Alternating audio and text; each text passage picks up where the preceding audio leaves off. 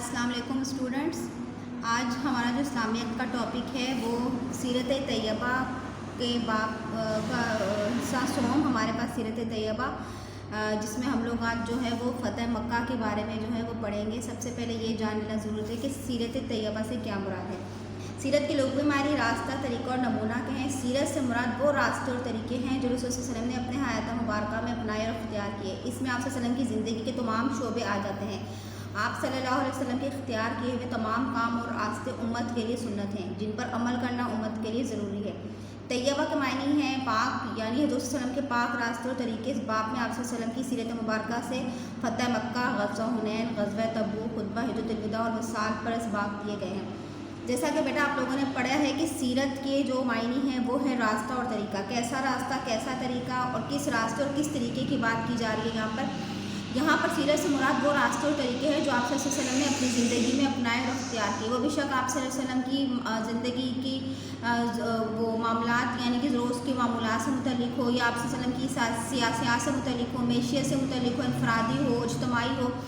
जो भी आप सल्लल्लाहु अलैहि वसल्लम की हयात मुबारक में आप सल्लल्लाहु अलैहि वसल्लम ने अपने तरीके इख्तियार किए और आप सल्लल्लाहु अलैहि वसल्लम के तकरीबन तमाम शोबे उसमें आ जाते हैं। तो वो तरीके, वो रास्ते, वो पाक तरीके जो हैं वो उम्मत को उस पर कहा गया है कि वो उस तरीके को अपनाएं, उस पर अमल करें। और उस तरीके को अपनाना और अमल करना जो है वो सुन्नत कहलाता है, और जिस पर अमल करना उम्मत के लिए नहायत ज़रूरी है। और यहाँ पर आप सल्लल्लाहु अलैहि वसल्लम की इसी सीरत तैयबा से मुतल्लिक़ जो है वो चंद असबाब आपकी बुक में दिए गए हैं, और वो जो असबाब दिए गए हैं सीरत तैयबा से मुतल्लिक़, उसमें फ़तह मक्का है, ग़ज़वा हुनैन है, ग़ज़वा तबूक है, खुतबा हिज्जतुल विदा के बारे में, और सबसे लास्ट में वसाल यानी आप सल्लल्लाहु अलैहि वसल्लम की वफ़ात से मुतल्लिक़ जो है वो चैप्टर में कुछ बताया गया है। तो आज हम जो लोग पढ़ेंगे सीरत तैयबा में वो पढ़ेंगे। टॉपिक है हमारे पास है फ़तह मक्का। फ़तह मक्का के बारे में पढ़ेंगे कि बेसिकली फ़तह मक्का है कि, और आप सल्लल्लाहु अलैहि वसल्लम ने मक्का किस तरीके से और कैसे फ़तह किया। तो फ़तह मक्का का यहाँ पर पस मंज़र जो है वो सबसे पहले बयान किया गया है। उसका पीछे तारीख़ी पस मंज़र है कि आखिर ऐसी कौन सी वजूहात, ऐसा कौन सा सबब बना था मक्का फ़तह करने का। तो वो सबब जो बना था, जो पस मंज़र है मक्का फ़तह का, वो कुछ इस तरीके से है कि सन 6 हिजरी में हुदैबिया के मुकाम पर, यानी कि आप लोगों ने 6th क्लास में सुलह हुदैबिया का चैप्टर पढ़ा जिसमें चंद नकात बताए गए थे। तो हुदैबिया के मकाम पर जो है वो मुसलमानों और कुरैश मक्का के दरमियान एक मुआहिदा लिखा गया था, जिसको सुलह हुदैबिया के नाम से जो है वो इस्लामी तारीख़ में याद किया जाता है। तो वो सुलह हुदैबिया के मकाम पे जो सुलह लिखा गया था उसमें चंद शराइत थी। उसमें चंद शराइत ये थी कि एक शर्त ये थी कि 10 साल के लिए जो है वो अमन व सलामती का मुआहिदा हुआ था, यानी कि 10 साल तक मुसलमान और कुरैश मक्का के दरमियान कोई जंग नहीं होगी, बल्कि वो अमन और सलामती के साथ रहेंगे। और उसमें एक और पॉइंट था, वो ये था कि जो कबीला जिस फरीक को चाहे अपना हलीफ बना सकता है। फ़रीक कहते हैं गुरोह को, हलीफ कहते हैं दोस्त को, यानी कि जो गुरोह जिस गुरोह में जाना चाहे चला जाए। तो वहाँ पे 2 गुरोह बने थे, एक मुसलमानों का और एक कुरैश मक्का का। तो कुछ कबाइलों ने मुसलमानों की हमायत की, उनके कबीले में चले गए, उनको अपना दोस्त बनाया। कुछ कबाइल जो थे वो कुरैश मक्का के हलीफ बने, उन्होंने उनको अपना दोस्त बनाया। तो इस तरीके से यहाँ पर जो पस मंज़र में बताया जा रहा है उसमें 2 कबाइल के बारे में बताया जा रहा है, बनु बकर और बनु खुज़ा। बनु बकर और बनु खुज़ा की आपस में जो है वो बहुत पुरानी दुश्मनी चली आ रही थी। उनके दरमियान जो है वो आए दिन लड़ाई झगड़े होते थे, और मामूली से झगड़े जो है वो जंग की नौबत इख्तियार कर लेते थे, और उनके ना आपस में यानी कि एक दूसरे के कबीले के लोगों को कत्ल कर दिया जाता था, यानी कि सिर्फ छोटी सी लड़ाई जो है वो जंग में बदल जाती थी। तो यहाँ पर जो है वो बनु बकर और बनु खुज़ा ने इस तरीके से किया कि बनु खुज़ा ने जब कबीले में ये सुलह हुदैबिया में शर्त रखी गई, जो कबीला जिसको फ़रीक बनाना चाहे, तो उसमें बनु खुज़ा ने जो है मुसलमानों को अपना हलीफ बनाया था, और बनु बकर ने कुरैश को अपना हलीफ बनाया था। तो बनु बकर ने कुरैश वालों की हिमायत की, बनु खुज़ा ने मुसलमानों की हिमायत की। अब जब ये कबीले बन गए तो अब हुआ कुछ ये कि जब इनकी पुरानी दुश्मनी आ रही थी, जिसकी वजह से उन्होंने बनु खुज़ा वालों पर अचानक हमला कर दिया। किसने हमला किया? बनु बकर वालों ने किया। अब जाहिर सी बात है मुआहिदे की रोज़ से था कि 10 साल तक जो है वो किसी तरह की कोई जंग नहीं होगी। अभी इस मुआहिदे को, जो सन 6 हिजरी में मुआहिदा लिखा गया था, उसको अभी चंद महीने भी नहीं हुए थे कि बनु खुज़ा वालों ने जो है वो अचानक बनु बकर वालों पर हमला कर दिया, यानी कि इस मुआहिदे की खिलाफ वर्जी खुद कुरैश मक्का ने की, जिन्होंने खुद कहा था कि 10 साल तक किसी तरह की कोई जंग नहीं होगी। और यहाँ तक कि बनु बकर वालों ने, जाहिर सी बात है, उन्होंने मुसलमानों का साथ दिया था, मुसलमानों के हलीफ थे, और मुसलमान अपने वादे के पाबंद होते हैं। اپنے وعدے کے جو بھی ہو جائے عہد شکن کرنے والے نہیں ہوتے، ان کے وعدے کی خلاف ورزی کرنے والے نہیں ہوتے۔ تو بنو بکر نے آگے سے حملے کا کوئی جواب نہیں دیا، بلکہ انہوں نے اپنی جانیں بچانے تک کے لیے کعبہ میں چلے گئے۔ اور قریش مکہ کا جو قبیلہ تھا بنو خزاعہ، جنہوں نے ان کی حمایت کی تھی، انہوں نے کعبے کی حرمت کو بھی پامال کرتے ہوئے، یعنی کہ کعبے کی بھی بےرحمتی کرتے ہوئے اس کو بھی جو ہے نہیں چھوڑا، اور وہاں پر بھی بہت سے لوگوں کو جو ہے جان سے مار ڈالا۔ جب صلح حدیبیہ کی خلاف ورزی تھی جو کسی طرح بھی قابل برداشت نہیں ہو سکتی تھی، تو بنو خزاعہ والوں نے معاہدے کے مطابق جو ہے وہ جب بتایا گیا کہ 10 سال تک جو ہے وہ جنگ نہیں کی جائے گی، تو وہاں معاہدے کی درخواست کرتے ہوئے بنو خزاعہ کے لوگ جو تھے آپ صلی اللہ علیہ وسلم کی خدمت میں حاضر ہوئے۔ اس وجہ سے فوراً آپ صلی اللہ علیہ وسلم نے جب دیکھا کہ انہوں نے قریش مکہ والوں نے خود جو ہے وہ 10 سال کے معاہدہ جو لکھا گیا تھا، انہوں نے سلامتی کا معاہدہ تھا، اس کی خلاف ورزی کی،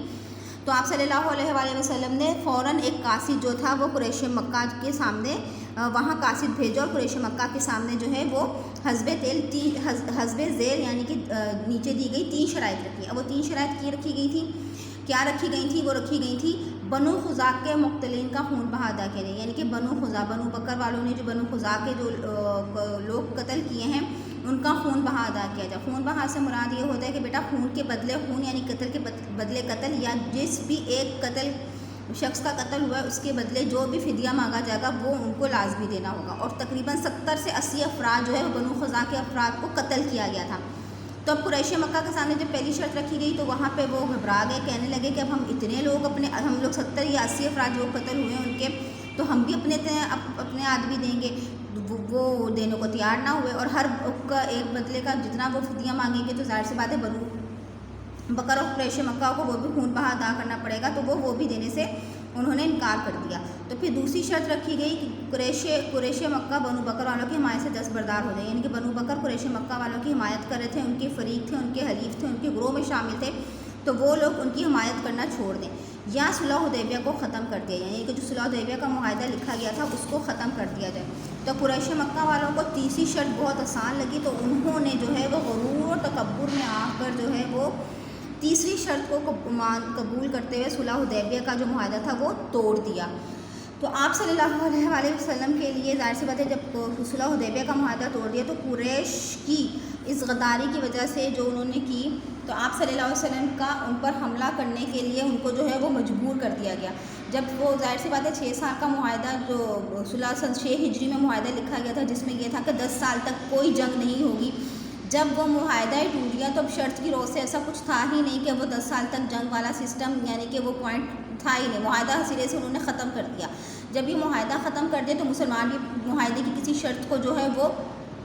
اس کو فالو کرنے کے پابند نہیں تھے۔ تو پھر آپ صلی اللہ علیہ وسلم نے قریش مکہ کی طرف پیش قدمی کی، یعنی کہ مکہ کی طرف بڑھے۔ آپ صلی اللہ علیہ وسلم نے قریش کی اس غداری کا جواب دیا، اور آپ صلی اللہ علیہ وسلم نے سن 8 ہجری میں 10 صحابہ کے ساتھ جو ہے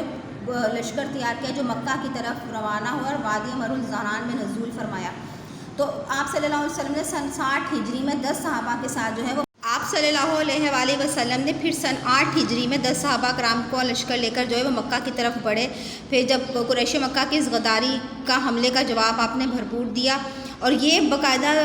بیٹا یہاں پر ایک چیز کلیئر کر دوں کہ فتح مکہ کی جو جنگ کی بالکل جو پلاننگ کی گئی تھی وہ بہت خفیہ پلاننگ کی گئی تھی، یعنی کہ آپ 10,000 کا صحابہ کا لشکر تھا، لیکن آپ صلی اللہ علیہ وسلم نے جو ہے وہ چند صحابہ کو ہی اس کے بارے میں بتایا گیا تھا کہ ہم لوگ جو ہے وہ مکہ کی طرف جو ہے وہ روانہ ہوں گے، مکہ پر حملہ کریں گے۔ تو اس طریقے سے جو تھا وہ اچانک پھر باقی صحابہ کرام کو ایک ہی دن پہلے اکٹھا کیا گیا اور لشکر کو 4 حصوں میں تقسیم فرمایا، اور ہر حصے کا سپہ سالار علیحدہ مقرر فرمایا۔ سپہ سالار یہاں پر بیٹا آپ یہ کہہ لیں کہ گروپ کا جو ہے وہ لیڈر، یعنی کہ 4 گروپ میں جو ہے وہ لشکر کو تقسیم کیا گیا، اور ہر گروپ کا جو تھا وہ ایک لیڈر مقرر کیا گیا جو اس کی جو ہے سرگردگی کرے گا۔ سرگردگی کہتا ہے یعنی کہ ان کے جو ہے وہ سپر جو ہے وہ اس گروپ پہ جو ہے وہ ان کے اوپر کام کی کچھ جو ہے وہ ذمہ داریاں ڈالی گئیں جو ایک لیڈر کی ہوتی ہیں۔ تو قریش مکہ پہ جب مکہ پہ حملہ کیا گیا تو پہلا حصہ جو ہے وہ مکے کے اوپر والے حصے کی طرف سے داخل ہونے کا حکم ہوا، دوسرا حصہ جو حضرت خالد بن ولید کی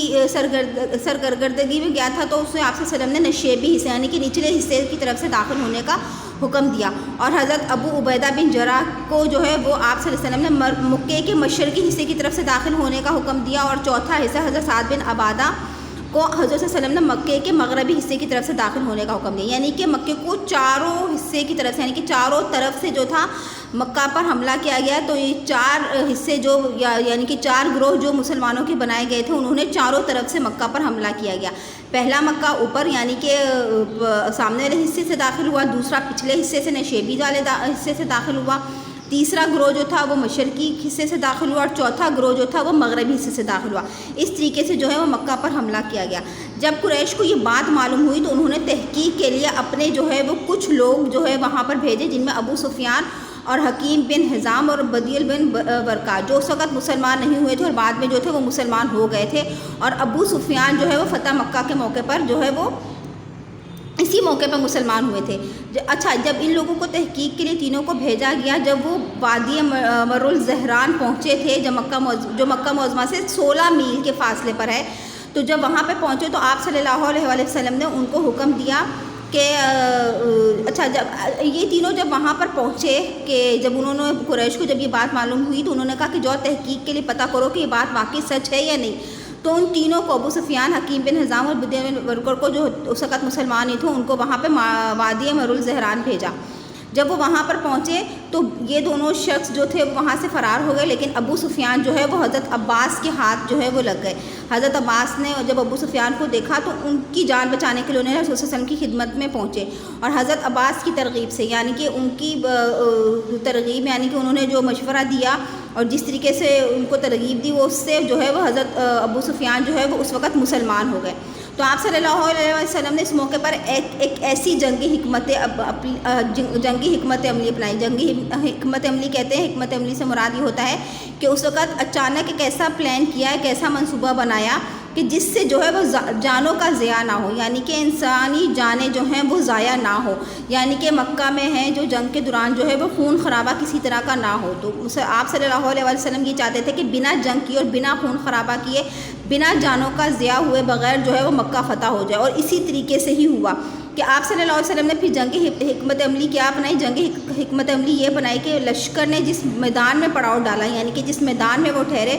آپ صلی اللہ علیہ وسلم نے ان کو حکم دیا کہ ہر خیمے کے پاس جو ہے وہ آگ روشن کی جائے،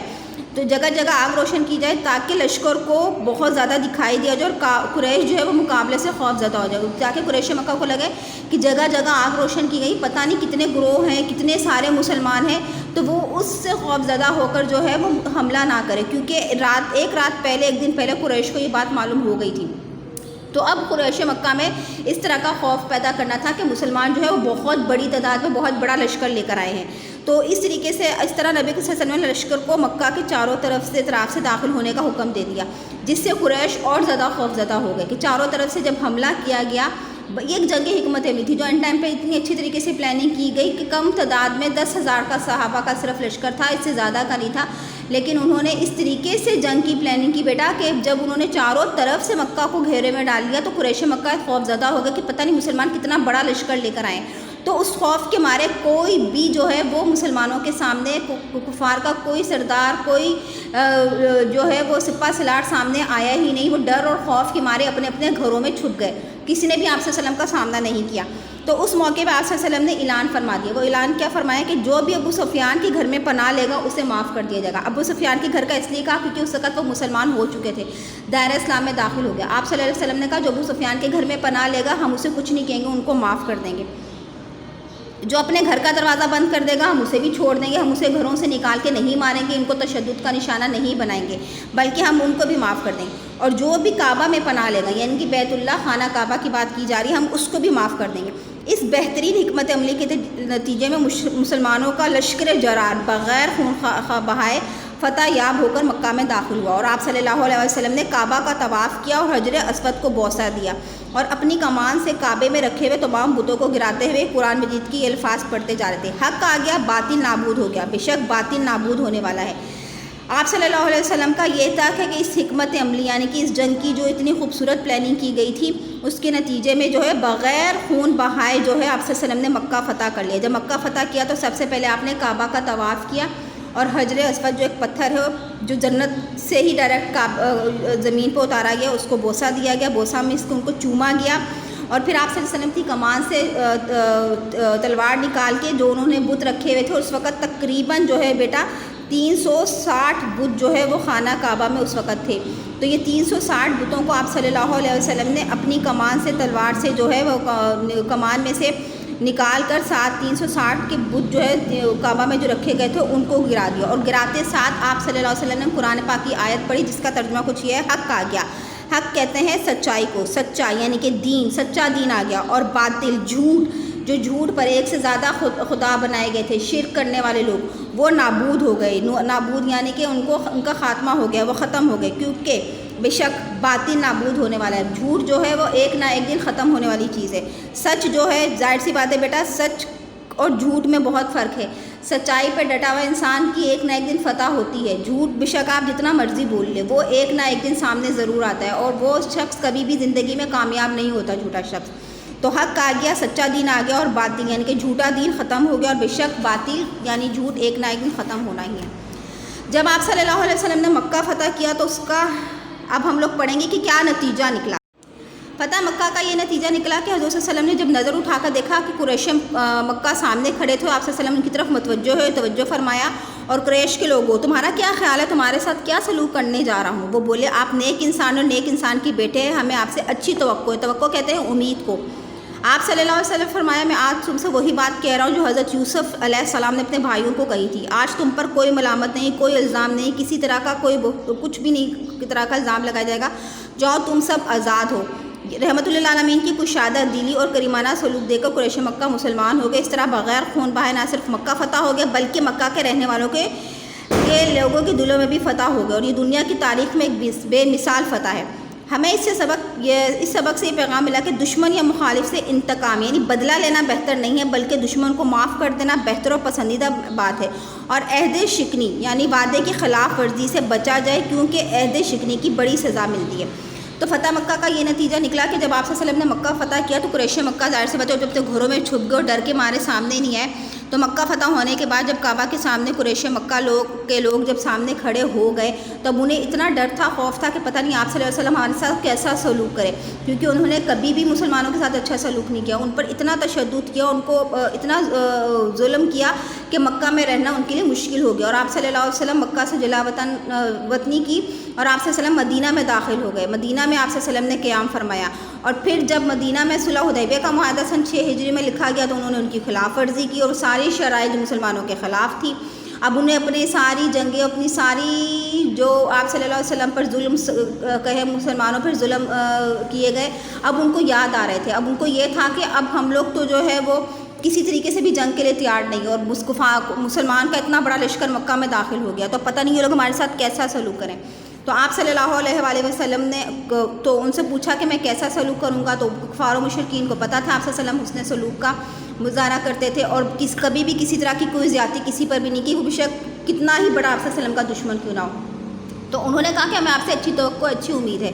تو آپ صلی اللہ علیہ وسلم نے اس وقت کہا کہ جاؤ تم سب میری طرف سے آزاد ہو، آج تم پر کسی طرح کی کوئی ملامت نہیں ہے۔ تو جب ان کو یہ کہا گیا، ان کے اتنا اچھا حسن سلوک کا جب آپ صلی اللہ علیہ وسلم کا مظاہرہ کیا، حسن سلوک دیکھا آپ صلی اللہ علیہ وآلہ وسلم کا،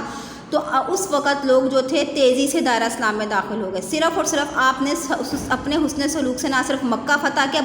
بلکہ مکہ میں رہنے والے کفار و مشرکین کے بھی دل فتح کر لیے، اور وہ لوگ جو ہے وہ آپ صلی اللہ علیہ وسلم کی اسی حسن سلوک سے متاثر ہو کر دائرہ اسلام میں داخل ہو گئے، اور یہ بہت بڑی ایک کامیابی تھی مسلمانوں کی، دنیا کی ایک بہترین بے مثل یعنی کہ اس جیسی ہمیں فتح جو ہے وہ دنیا میں کہیں نہیں ملتی، جہاں پر نہ صرف مکہ فتح کیے گئے بلکہ مکہ میں رہنے والوں کے دل بھی آپ صلی اللہ علیہ وسلم نے جیت لیے۔ تو بیٹا اس سبق سے ہمیں صرف ایک یہ پیغام ملتا ہے کہ کوئی بھی آپ کا دشمن ہو، مخالف ہو، جو بھی ہو، اس سے انتقام نہیں، بدلہ نہ لے بلکہ ان کو معاف کر دے۔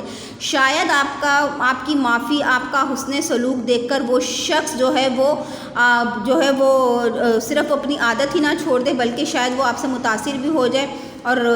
ہر چیز کا بدلہ نہیں ہوتا کہ اگر کسی نے آپ کو ایک تھپڑ مارا تو آپ آگے سے 2 لگا دو، بلکہ آپ جو ہے وہ حسن سلوک کا مظاہرہ کرتے ہوئے بنا انتقام لیے، بنا بدلہ لیے جو ہے وہ اپنے دشمن کو، سامنے مخالفین کو معاف کر دیں، کیونکہ معافی سے بڑا جو ہے کوئی بدلہ نہیں ہے۔ اور دوسری بات جو کہا گیا ہے وہ عہد شکنی کے بارے میں کہا گیا ہے، وعدے کی خلاف ورزی کے بارے میں کہا گیا ہے کہ عہد شکنی کی بہت بڑی سزا ہے، اور وعدہ خلافی جو ہے وہ ہمارے دین میں جو ہے وہ وعدے کی خلافی کرنا اس کی سزا بہت بڑی ہے۔ جس طریقے سے وعدے کی خلاف ورزی کی کفار و مشرکین نے صلح حدیبیہ میں صلح نامہ خود انہوں نے لکھا کہ 10 سال تک جنگ نہیں ہوگی، اور انہوں نے اس کی خود ہی خلاف ورزی کی، تو انہوں نے خود اس معاہدے کو توڑا۔ تو اس سے ہمیں 2 سبق ملتے ہیں، ایک یہ کہ بیٹا نہ تو وعدے کی خلاف ورزی کی جائے اور نہ ہی کسی سے انتقام اور بدلہ لیا جائے، بلکہ اس کو معاف کر دیا جائے۔ تو یہ تھا ہمارا آج اسلامیات کا لیکچر فتح مکہ، جو کہ آپ لوگوں کے پیج نمبر بیٹا 27، 28 اور 29 اور 30، پیج نمبر 27 سے 30 تک آپ لوگوں کا جو ہے وہ فتح مکہ کا چیپٹر ہے۔ اب اس چیپٹر کو آپ لوگوں نے اچھے طریقے سے سیلف ریڈنگ کرنی ہے اس کی، اور اچھے طریقے سے اس چیپٹر کو پڑھنا ہے، سمجھنا ہے۔ سمجھنے کے بعد، پڑھنے کے بعد بیٹا آپ لوگ آئیں گے، اس کی ایکسرسائز سالو کریں گے۔ رائٹ سائڈ پر آپ لوگوں نے اردو میں ڈیٹ ڈالنی ہے، سینٹر میں ایج ورک لکھنا ہے، اور پینسل سے بار بار میں آپ کو کہہ رہی ہوں بک آپ لوگ پینسل سے سالو کریں گے۔ 5 بلینکس کو آپ لوگ جب چیپٹر کو اچھی طریقے سے پڑھیں گے، سمجھیں گے، معنی و مفہوم سمجھیں گے، لیکچر کو اچھی طریقے سے 2 سے 3 دفعہ پڑھیں گے، تو بلینکس آپ لوگ ایزیلی سالو کر لیں گے، جو کہ آپ لوگوں کی پیج نمبر 31 پر ہے۔ اور پھر 32 پر آپ لوگوں کے صحیح اور غلط ہے، اور آپ لوگوں کی 3rd ایکسرسائز آتی ہے میچنگ کی، یعنی کہ کالم الف اور بے کو کالم 1 کو کالم 2 کے ساتھ میچ کرنا ہے۔ درست کے کالم میں صحیح کا نشان اور غلط کے کالم میں کراس کا نشان آپ لوگوں نے لگانا ہے، اور ڈیٹ صرف ایک جگہ لکھنے کی ضرورت ہے، دوسری جگہ آپ بے شک ڈیٹ نہ لکھیں، جو کہ آپ لوگوں کے پیج نمبر 32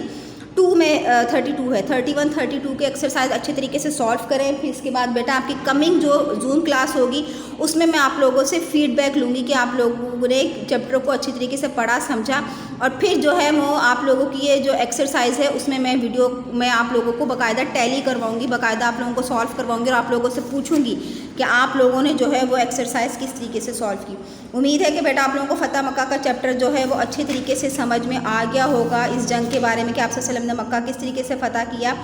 تو اب اس چیپٹر کو اچھے طریقے سے جو ہے وہ اس کی ریڈنگ کریں، اس کو اچھے طریقے سے سمجھیں، پڑھیں، اور ایکسرسائز کو جو ہے وہ سالو کریں۔ انشاءاللہ آگے زوم کلاس میں آپ لوگوں کی لائیو کلاس میں جو ہے وہ فیڈ بیک بھی لوں گی، اس کی سمری میں آپ لوگوں کو سمرائز بھی کر دوں گی چیپٹر کو، اور ہم لوگ جو ہے وہ ایکسرسائز کو پھر دوبارہ ہے وہ ٹیلی کر کے اس کو ری چیک کر لیں گے۔ اللہ حافظ۔